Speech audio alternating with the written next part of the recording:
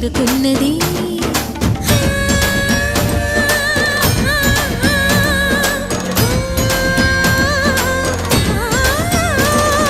భవుని భువికి తరలించేలా ధరణి దివిని తలపించేలా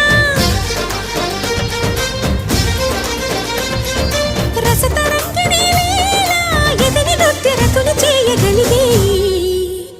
వేళ భరత వేదముగ నిరత నాట్యముగా కదిలిన పదమిది ఈశా